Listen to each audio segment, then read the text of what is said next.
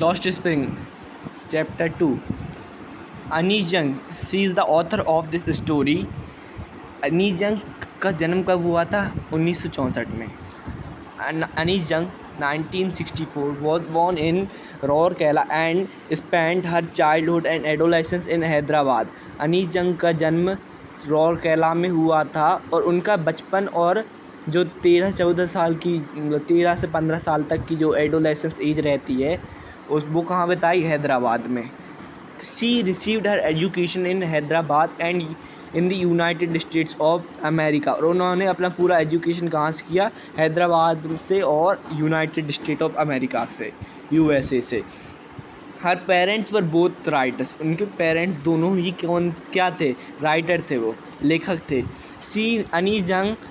Anees Jung begin her career as a writer in India. Anees Jung ने सोचा अब मैं राइटर काम करूँगी, तो उन्होंने अपना करियर कैसे चालू किया? लेखक बन गए। सी हैज़ बीन, कहाँ? इंडिया में। She has been an editor and columnist for major newspaper in India and abroad and has authored several books. वो कौन थी? She has been an editor. Editor मतलब पत्रकार में कुछ बना कुछ देना पड़ता है, पत्रकारी का थी वैसे तो। एंड कॉलमनिस्ट मतलब होता है राइटर, और राइटर थी for major newspaper in India and abroad. वो इंडिया के लिए भी करती थी काम, पत्रिका वाला, और एब्रॉड विदेश के लिए भी। And has authored several books, और उन्होंने बहुत सारी बुक्स लिखी। The following is an excerpt from her book title lost spring stories of stolen childhood. अब उनके पास क्या थी? अनीस जंग ने उन्होंने अपने पढ़ा, हैज़ ऑथर्ड सेवरल बुक्स, उन्होंने बहुत सारी बुक्स लिखी और उन्होंने बुक्स लिखी। उनमें से एक बुक थी स्टोरीज ऑफ चाइल्डहुड। उनमें स्टोरीज ऑफ चाइल्डहुड में से एक पार्ट है जिसका नाम है लॉस्ट स्प्रिंग। वो वाला पार्ट इस कहानी में बताया गया है। Here she analyses the grinding poverty and tradition which condemn these children to a life of exploitation. उन्होंने यहाँ सी एनालाइसिस मतलब जांच होती है ना, और एक्सेप्ट मतलब होता है part. She analyses the grinding poverty and tradition which condemn this children to a life of exploitation. Grinding मतलब ठीक करना, और कंडेम मतलब निंदा करना, एक्सप्लॉयटेशन मतलब शोषण।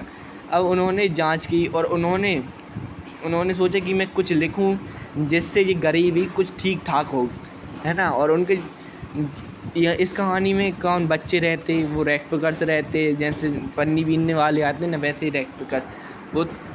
वो अपने लिए खाना वाना ढूंढते थे, ये रहता था, या कुछ अनमोल चीज़ उनके लिए, प्रीशियस चीज़। तो here she analyses the grinding poverty and tradition. उन्होंने बताया अनीस जंग ने, यहाँ जो बच्चे थे उनका ट्रेडिशन चला आ रहा था, उससे उनकी निंदा करी। Which condemn this children to a life of exploitation. उन पे जो बच्चों पे शोषण हो रहा था, इतने सालों शोषण हो रहा था, वो बता रहे हैं। अभी भी होता है वैसे तो, फिर वही कहानी इसमें बताइए क्या क्या होता है गरीब बच्चों के साथ। समटाइम्स आई फाइंड अ रूपी इन दी गार्बेज। कभी, ये कौन बोल रहा है? ये इसमें एक लड़का है जिसका नाम साहिब है, वो रैक पिकर है, और वो बोल रहा है कि मेरे को कभी कभी 1 रुपया भी मिल जाता था ये गार्बेज कचड़े के इधर। Why do you do this? I asked Sahib, whom I encounter every morning scrounging for gold in the garbage dumps of my neighborhood. मैंने एक दिन साहिब से पूछा। कौन ने पूछा? अनीस जंग, जो कि ऑथर हैं इधर, और यही नरेटर, क्योंकि यही एक्सप्लेन कर रही। मैंने आई कौन है? Narrator. Why do you do this? मैंने पूछा साहिब से। साहिब एक लड़का है जो रैक पिकिंग काम करता है। I ask Sahib whom I encounter every morning scrounging for gold in the garbage dumps of my neighborhood. जो कि क्या कर रहा था? जो कि मुझे रोज़ सुबह सुबह मिलता था, और कुछ कचड़े के ढेर पे से कचड़े के ढेर में से कुछ ढूंढता था। मेरे पड़ोस में कचड़े का ढेर था, उसमें से कुछ ढूंढता था, और कुछ क्या था? गोल्ड का मतलब यहाँ उसके लिए कुछ प्रीशियस थिंग, अनमोल चीज़ है, अच्छी चीज़ मिल जाती, कुछ जो अपने लिए तो भले ही वेस्ट हो, लेकिन उनके लिए कुछ तो अच्छी चीज़ रहती थी। तो वाई डू डू आई आज Sahib whom I encounter every morning scrounging for gold in the garbage dumps of my neighborhood. Sahib left his home long ago. Sahib ने अपना घर बहुत पहले छोड़ दिया था, और वो बताता है set amidst the green fields of Dhaka his home is not even a distant memory. There were many storms that swept away the fields and homes. His mother tells him. Sahib बताता है कि उसकी मम्मी से मुझे उसको पूछने पता चला कि हमने हमारा घर बहुत पहले छोड़ दिया था. Sahib left his home long ago. Set amidst मतलब होता है बीच में. सेट और स्क्राउंगिंग मतलब होता है सर्च करना कुछ. तो set amidst the green fields of Dhaka his home is not even a distant memory. तो वो बताता है कि हम ढाका में रहते थे. उधर हम ढाका में हरी भरे खेतों के बीच में रहते थे. अब उसको उसके घर के बारे में दूर दूर तक कुछ भी याद नहीं है. Home is not even a distant memory. उस याद ही नहीं कुछ. There were many storms that swept away their fields and home. और बहुत तूफ़ान के कारण, बहुत सारे तूफ़ानों के कारण there were many storm that swept away मतलब मिटा दिया. Swept away their fields and homes his mother tells him.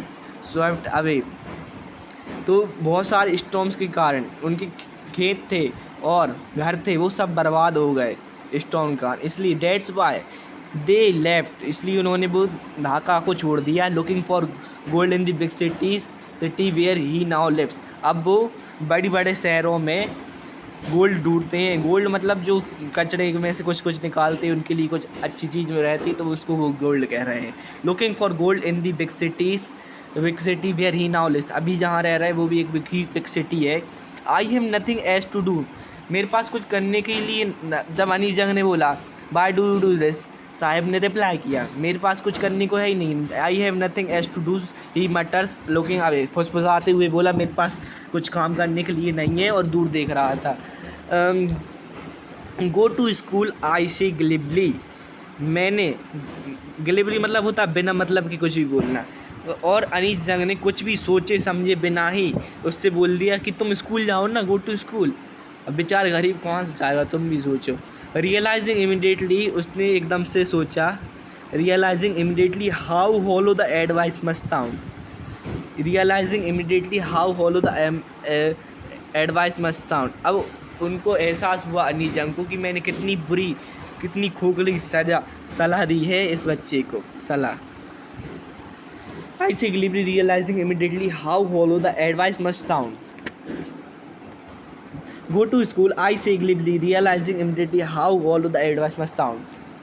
There is no school in my neighborhood. When they build one, I will go. फिर Sahib reply करके क्या बोलता, मेरे पड़ोस में देयर इज़ नो स्कूल, एक भी स्कूल नहीं है. व्हेन दे बिल्ड वन, अगर एक बार स्कूल बन गया ना तो मैं जाऊँगा. आई विल गो, मैं ज़रूर जाऊँगा. There is no school in my neighbourhood. When they build one I will go. If I start school will you come, I ask half joking. अब हाफ जोकिंग मतलब यहाँ अनीस जंग को दुख भी हो रहा था और लेकिन मजाक में उन्होंने बोला कि अगर मैंने स्कूल चालू किया क्या तुम आओगे. If I start a school will you come, I ask half joking. Yes he says smiling broodily. उसने स्माइल करके हुआ, अच्छी स्माइल से उसने कहा येस मैं ज़रूर आऊँगा. He says smiling broodily. A few days later, कुछ दिनों बाद, a few days later I see him running up to me. Is your school ready. कुछ दिनों बाद देखा कि वो साहिब आलम मेरे पीछे दौड़ते आ रहा है और उसने मुझसे कहा क्या तुम्हारा स्कूल तैयार है. A few days later I see him running up to me. Is your school ready, है ना. It takes longer to build अ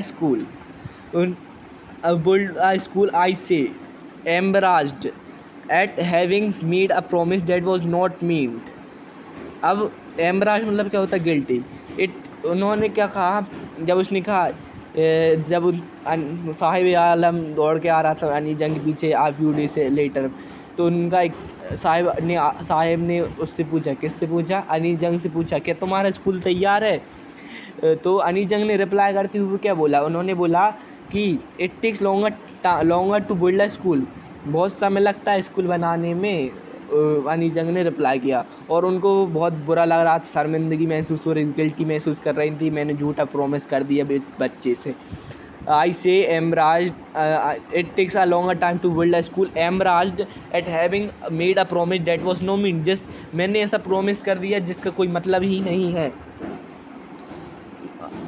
जिसका कोई मतलब ही नहीं है. I say embarrassed. सॉरी, मैंने पेज नहीं पलटाया था ना. There is no school in my neighbourhood when they will one I will go. यहाँ का कहता है, यहाँ बोलता है, कौन साहब बोलता है कि हमारे यहाँ पड़ोस में कोई स्कूल नहीं है, अगर एक बार स्कूल बन गया तो मैं ज़रूर जाऊँगा. तब अनी जंग रिप्लाई में कहती है कि अगर मैंने स्कूल खोला, I start a school will you कम, क्या तुम आओगे? Yes he says smiling broadly. उसने स्माइल करते हुए बोला, कौन ने? साहिब ने, कि मैं ज़रूर आऊँगा. चला, बहुत अच्छी स्माइल थी. A few days later I see running up to me, is your school ready. कुछ दिनों बाद देखा अनी जंग ने कि साहिब उसके पीछे दौड़ते आ रहा है और पूछा कि तुम्हारा स्कूल बन गया. It takes longer to build a school, I say embarrassed at having made a promise that was not mean. अनी जंग को बहुत गिल्टी महसूस हुआ, बहुत बुरा लगा, बहुत शर्म आई. ये उन्होंने उनका झूठा प्रॉमिस कर लिया. उन्होंने कहा, तब उन्होंने रिप्लाई करके उनसे बोला, साहिब से बोला कि स्कूल बनने में थोड़ा समय लगता है, थोड़ा ज़्यादा समय लगता है. It takes longer to build a school, I say embarrassed at having made a promise that was not mean. मैंने ऐसा अब उनको बुरा लग रहा है, उन्होंने कहा मैंने कैसा प्रॉमिस कर दिया जिसका कोई मतलब ही नहीं है.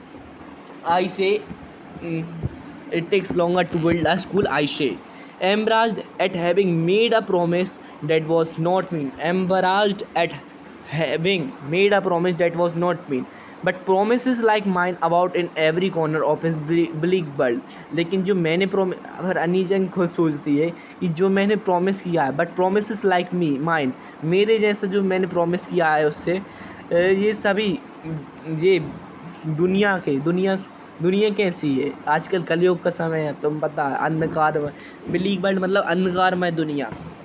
कलयुग में भैया ऐसा ही होगा, बहुत बुरा है, सब कुछ बुरा ही चल रहा है. अभी भी किसी पे विश्वास तक नहीं कर सकते, कोई झूठ तो ऐसे बोलते ही रहेंगे. तो अनी जंग ने सोचा ऐसा अंधकारमय दुनिया में ऐसे मेरे जैसे झूठ तो लोग बोलते ही रहेंगे, इससे ज़्यादा टेंशन करने की ज़रूरत नहीं. It takes longer to build a school, I say Emraj, at having made a promise that was not mean, but promises like mine about in every corner of his bleak world. But promise like mine about in every corner of his bleak world.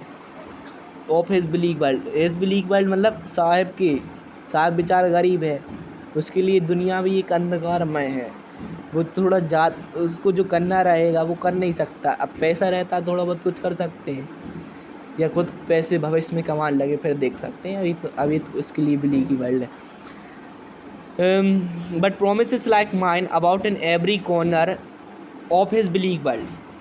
But promises like mine about in every corner, her corner of his bleak world.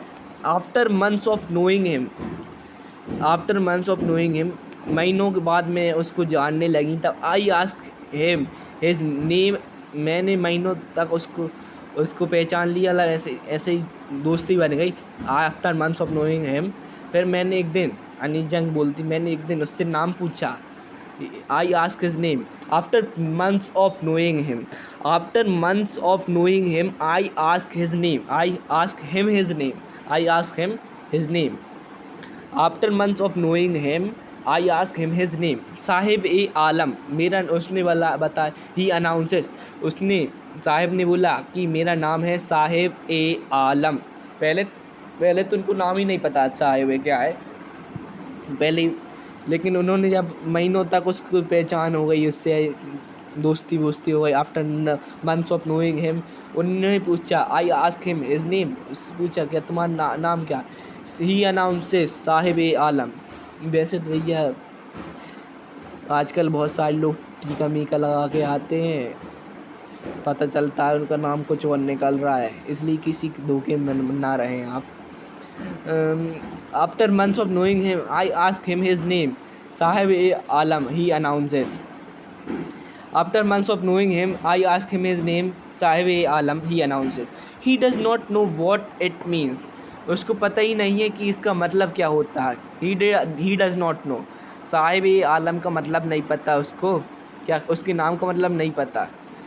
कौन को साहिब को अपने नाम का मतलब नहीं पता. If he knew its meaning, अगर उसको उसके नाम का मतलब पता होता, जो कि उसके नाम का मतलब क्या है, लॉर्ड ऑफ द यूनिवर्स, दुनिया का भगवान. वैसे साढ़े से नाम ये साहिब आलम भगवान हो सकता है दुनिया? नहीं हो सकता. भगवान तो एक ही है, नारायण है ना. आपको पता ही, नारायण कौन? भगवान, लॉर्ड ऑफ द यूनिवर्स है ना. शंकर जी कौन है? Lord of the universe. यही वर्ड. हनुमान जी कौन है? Lord of the universe. He does not know what it means. उसको पता ही नहीं इसका मतलब क्या होता.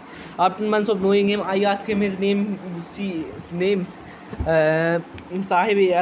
साहिब-ए-आलम, ही अनाउंसेस.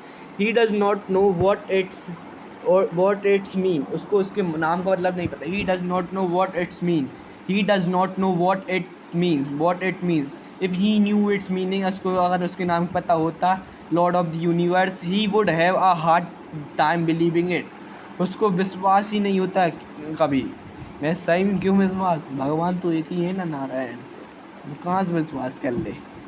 अगर उसको पता चल जाता, उसने बोला कि he would have a hard time believing it. If he knew its meaning, lord of the universe, he would have a hard time to believing it. मैं सोच रहा तो कभी भी बिलीव नहीं कर सकता. उसने दुनिया बनाई नहीं, कहाँ से बिलीव करेगा. If he knew its meaning, lord of the universe, और वैसे गरीब था, कहाँ से सोच सकता. तो Lord of the universe, he would have a hard time believing it. He would have a hard time believing it. He would have a hard time. If he knew its meaning, lord of the universe, he would have a hard time believing it, unaware of what his name represent. ये एक irony मतलब, irony क्या है? Irony मतलब opposite. वो गरीब है एक तो, और लॉर्ड ऑफ द यूनिवर्स कैसे हो सकता है? एक आयरनी याद रखना, कभी क्वेश्चन पूछ सकते हैं. He would have a hard time believing it, unaware of what his name represent. He roams the street with his friend. उसको अपने नाम का मतलब नहीं पता क्या दर्शाता है उसका नाम. उसके बिना ही, उसे जानने के बिना ही वो अपने दोस्तों के साथ गलियों में घूमता रहता. Unaware of what his names mean, और what his name represent. Unaware of what his name represents. He roams the street with his friend. वो अपने दोस्तों के साथ गलियों में घूमता था. He roams the street with his friend, an army of barefoot boys who appear like the morning birds and disappear at noon. Unaware of what his name represents. उसको पता ही नहीं था उसके नाम का मतलब क्या है. फिर भी वो क्या करता था, अपने दोस्तों के साथ घूमता था. कहाँ? सड़कों पे. An army of barefoot boys. और उसके दोस्त कैसे लगते थे? बिना जूता चप्पलों के आर्मी है एक बॉयज़ की. और वो कैसे वो ऐसे आते थे लाइक दी मॉर्निंग बर्ड. सुबह सुबह जैसे चिड़िया का ग्रुप आता है ना, वैसे उसके दोस्तों के साथ वो आते थे. एंड डिसअपियर एट नून, और दोपहर तक वो गायब हो जाते थे. Over the month I have come to recognise each of them. महीनों बाद अनीस जंग सबको जानने के लिए आई. वैसे तो ये बांग्लादेशी हैं, सब बांग्लादेशी हैं, आगे पता चलेगा.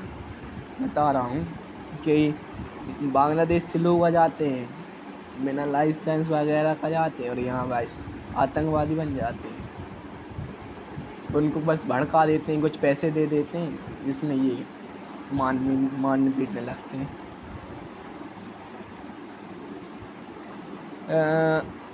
कहाँ गया? Unaware of what his name represent. Hero. अभी आपने देखा ही होगा बांग्लादेश इसमें क्या हो रहा है. हिंदुओं को जो मूर्ति थी ना मैया की, इन्होंने तोड़ दी थी, पता ही होगा. दुर्गा जी के टाइम पे, दुर्गा जी के कौन सा रहता है वो, नवरात्रि, तब. Unaware of what his. और उधर बहुत ही माइनॉरिटी, कम से कम 1-2 हिंदू बचे होंगे. Unaware of what his name represents, he roams the street with his friend, an army of barefoot boys who appears like morning bird and disappear at noon. Over the months or I come to recognize each of them. महीनों बाद मैं उनको जानने के लिए आए. Unaware of what his name represents, he roams the street with his friends, an army of barefoot boys who. लेकिन इसका अन्य वैसे बात नहीं है, वो वाली बात नहीं समझना मत तुम. Unaware of what his name represents, he roams the street with his friend, an army of barefoot boys who appear like the morning birds and disappear at noon. Over the months, महीनों बाद I come to recognize each of them. Over the months, महीनों बाद I have come to recognize each of them. महीनों बाद अनीजा इन सबको जानने आई. Over the yes वही जानना चाहिए इनको, कौन है कहाँ से है, सब कुछ पता रखना चाहिए. वैसे सही बात है. Over the months I have come to recognize each of them.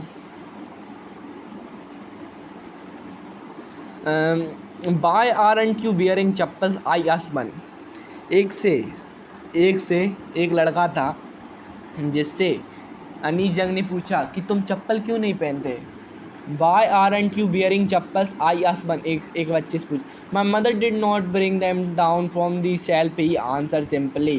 उसने सिंपल आंसर दिया. उस लड़के ने कहा कि मेरी मम्मी है जो मम्मी क्या करती, मेरे जूते को मतलब चप्पल्स को सेल्फ पे से नीचे नहीं उतारती, यस उतार के मेरे देती पहनने. My mother did not bring them down from the self. He answered simply. Even भाई चप्पल नहीं दे रहे यार, क्या बात है. अरे चप्पल है और यूज ही नहीं कर रहा है, गजब. My mother did not bring them down from the self. He answer simply. अब ठीक है. तभी एक लड़का क्या कहता, एक और लड़का था, if she did he will throw them off it's another. एक लड़का उसमें जोड़ते हुए कहता है कि अगर उसकी मम्मी ने सेल्फ से चप्पल भी उतार दी उसकी, even if she did he will throw them off, और उनको फेंक देता है भैया. ये बहाना बना दिया उसने दूसरे लड़के ने, शायद भैया हुआ उसका. Even if she did he will throw them off it's another who is bearing shoes do not match. और जो लड़का ने ऐड करा था वो बोलता उसके वो कैसे जूते पहने था. Who is bearing shoes that do not match, जो कि मैच नहीं कर रहा था. जो एक जूता किसी और का दूसरा दिख रहा था, कोई अलग दिख रहा था. Even if she did, he will throw them off at another who is wearing shoes that do not match. Who is wearing shoes that do not match? Who is wearing shoes that do not match? Even if she did, he will throw them off at another who is wearing shoes that do not match. When I comment on it, जब मैंने उसके जूतों के बारे में कहा, he shuffles his feet and says nothing. उसने अपना पैर तरुआ घसीटा और उसने कुछ नहीं कहा.